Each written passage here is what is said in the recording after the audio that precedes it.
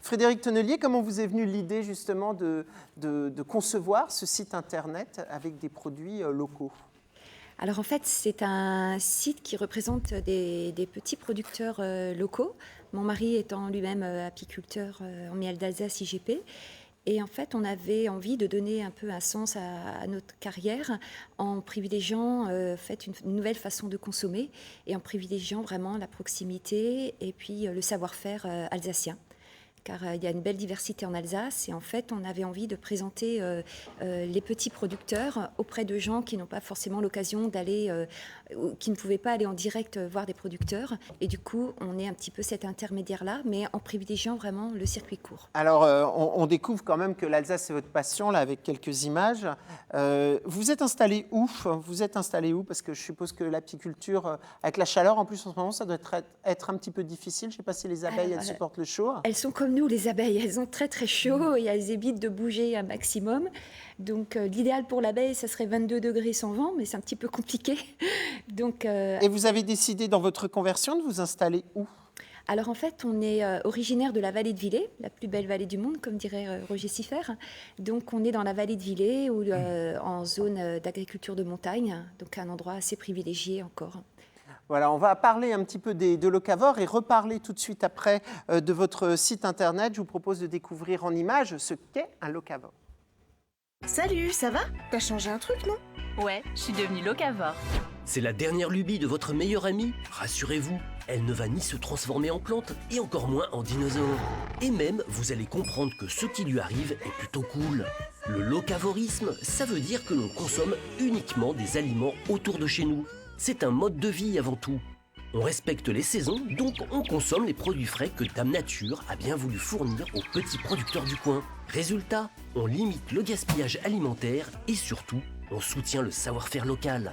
C'est une Américaine qui a mis en place le locavorisme, ou le circuit court si vous préférez, en 2005 pour la Journée mondiale de l'environnement. Un vrai carton, le concept traverse les frontières et débarque en France en 2008. Et pour joindre l'utile à l'agréable, adieu les gros camions de livraison qui polluent la planète. Quand il est produit localement, un fruit consomme 10 à 20 fois moins d'énergie qu'un fruit importé. Vous n'habitez pas près d'un champ, aucun problème. Il est possible de consommer de la nourriture produite jusqu'à 250 km autour de vous. Et pas forcément besoin de faire un périple à vélo pour aller chercher son kilo de pommes. Des points de vente s'installent partout. Il existe également des AMAP, et même en ville, vous pouvez trouver des fermes où cueillir vous-même vos fruits et vos légumes. Et être locavore ne signifie pas non plus que vous allez devoir vendre votre appart pour acheter votre courgette. Les artisans et les producteurs vendent au juste prix. Alors c'est peut-être le moment de prendre exemple sur votre meilleur ami. Alors c'est le moment de faire un petit tour de table pour savoir qui est plutôt locavore autour de ce Stammtisch. On va se diriger tout de suite vers Aline quand même, c'est notre chef. Aline, toi tu... Complètement locavore au maximum. Ça vient avant le bio dans tes... Oui. Moi, c'est pareil. Ah ouais. Ouais, je crois qu'en fait on est tous pareils, hein. Jean-Philippe pareil. Monsieur Stosskopf, Absolument. faites attention aussi à aller chercher les choses qui viennent de Tout à fait. pas loin de Brumath. Et de saison, quoi. Moi, c'est fini, je mange plus de tomates en hiver, c'est fini. Bien sûr. Courgettes, c'est fini. Bon, ça, j'ai Ah non, j'ai c'est un fini. peu de mal pour Mais les oui, tomates mais il y a quand plein même. d'autres choses. Parce qu'après aussi pour les enfants... Mais est-ce qu'elles sont bonnes en hiver? Mais c'est ça, elles ont Est-ce aucun qu'elles sont goût. bonnes en hiver? Oui, mais je pense que C'est c'est ça le problème. psychologique, on a envie de C'est couleur. pour les enfants. Hein? Mais les enfants, ils aiment bien les tomates quand même. Ils aiment bien le potiron, ils Mais aiment bien oui. les carottes, ils Mais aiment bien oui. le poivron. Ah bon, ça y est, je vais me faire disputer. Ok, on va poser tout de suite une question à Frédéric Tonnelier. Quels sont les critères justement de sélection pour intégrer votre site de vente en ligne? Est-ce que vous avez un cahier des charges particulier? Alors non, on n'a pas un cahier des charges. On met avant tout je travaille avec 10 petits producteurs, dont mon mari, et qui est apiculteur. Et en fait, on a fait un choix sur les façons de travailler en mode artisanal. Donc on travaille avec 10 petits producteurs et ils ont tous le point commun de travailler artisanalement et d'innover aussi. Des produits, en fait, il faut qu'on se démarque parce qu'effectivement, il y a quand même pas mal de concurrence, il faut le dire, dans les sites Internet. Mais nous, on a cherché des gens avec des produits authentiques, naturels et pas forcément que en bio. J'ai du bio, mais pas que. Après, le bio, c'est intéressant aussi s'il est surtout local. Donc ça, c'est encore le must du bio, c'est d'être local pour nous. Le but, en fait, c'est de savoir d'où ça vient et comment Voilà. c'est fait, surtout. La traçabilité est vraiment Voilà. importante. Et lorsqu'on est proche, lorsqu'on connaît ses producteurs, effectivement, ça vous permet de mettre en avant le produit et de savoir de savoir de quoi vous parlez, en fait. Voilà, moi je mets un poids d'honneur à vraiment expliquer tous les produits et puis surtout d'avoir une très bonne relation avec les producteurs. On parlerait presque de partenariat et pour moi c'est tellement important d'avoir une entente cordiale entre producteurs et puis clients. Alors, c'est une épicerie en ligne, c'est-à-dire qu'on ne peut pas commander de produits frais. On ne va pas avoir des légumes, des plats comme ça. On reste dans l'épicerie classique. Voilà, je ne gère pas la chaîne du froid, c'est un petit peu compliqué. D'autant plus que je fais des marchés du terroir. Donc la semaine des marchés du terroir démarre justement maintenant. Donc le lundi soir, il y a le marché paysan de Dambac, le jeudi soir de Villers. Et il y a des animations au Champ du Feu aussi qui sont très intéressantes, donc dimanche prochain au Champ du Feu. Donc c'est un peu compliqué de gérer la chaîne du froid. Alors dans une épicerie en ligne, on peut trouver quelle gamme de produits ?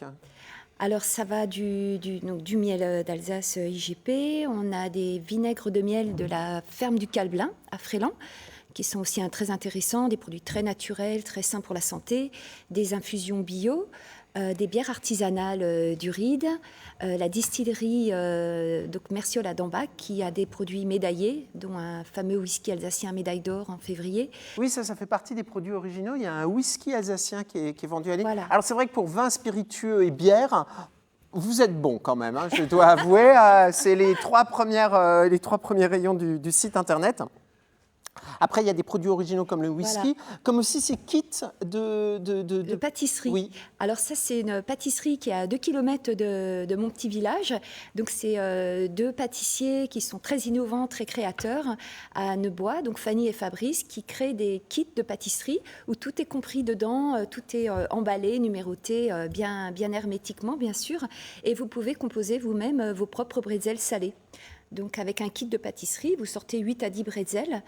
Et il y a même le gros sel qui est prévu dedans. Et il y a la même chose aussi avec le Kouglof. Kouglof, sucré, salé.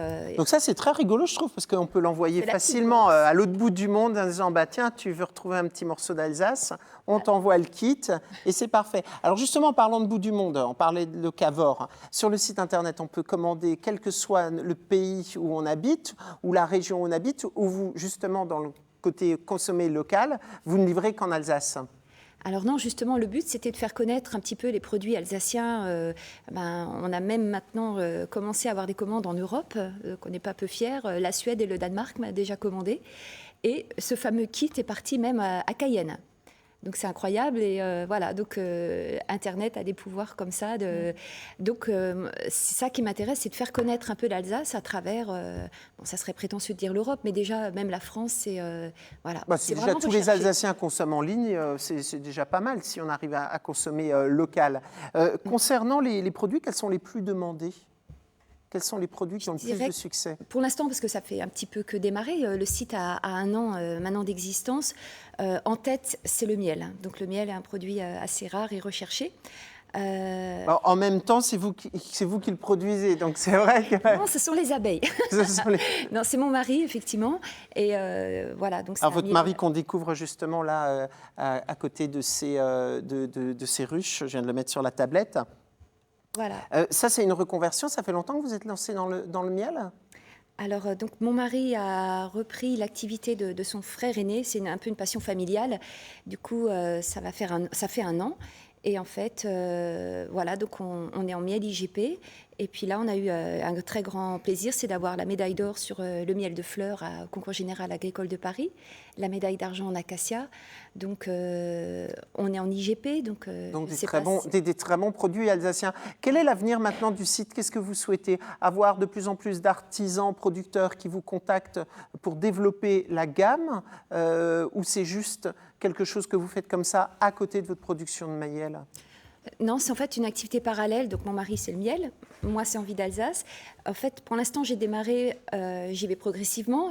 On est à 10 petits producteurs, mais la porte est ouverte. Hein. Je veux dire, moi, si je rencontre, je vais un peu au gré des rencontres. Si je vois si je découvre un produit plutôt innovant et intéressant et toujours très sain et naturel, voilà, pourquoi pas. Voilà, qui correspondent à votre... C'est progressif, disons que voilà, je ne veux pas partir dans tous les sens, je veux que ça soit progressif et puis construit. Et, voilà. En tous les cas, on vous invite à aller sur le site enviealsace.fr pour découvrir tous ces produits locaux.